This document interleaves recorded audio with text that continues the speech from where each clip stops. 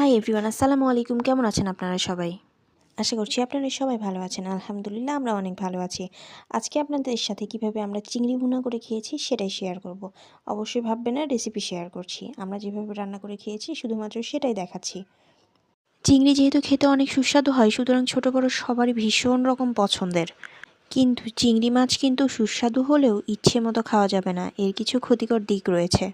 চিংড়ি মাছে প্রচুর পরিমাণে কোলেস্টেরল থাকে, যা হার্টের জন্য খুবই ক্ষতিকর। যাদের হার্টের সমস্যা রয়েছে তারা চেষ্টা করবেন চিংড়ি মাছকে অ্যাভয়েড করার জন্য।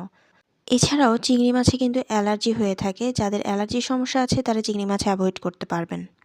আমার মতো যারা চিংড়ি মাছ খেতে ভীষণ রকম পছন্দ করেন তারা চিন্তা করছেন শুধুমাত্র চিংড়ি মাছের ক্ষতিকর দিকগুলো বললেই হবে, উপকারিতাও তো আছে নাকি। তবে চলুন চিংড়ি মাছের উপকারিতা সম্পর্কে কিছুটা জানার চেষ্টা করি। চিংড়ি মাছ যেহেতু হাই প্রোটিন সমৃদ্ধ খাবার, সুতরাং চিংড়ি মাছ শরীরের পেশি গঠনে সহযোগিতা করে। এছাড়াও চিংড়ি মাছে রয়েছে জিঙ্ক, যা শরীরের রোগ প্রতিরোধ ক্ষমতা বাড়াতে সাহায্য করে। চিংড়ি মাছে কিন্তু সেলেনিয়ামও রয়েছে, যা ক্যান্সারের কোষ প্রতিরোধ করতে সহযোগিতা করে।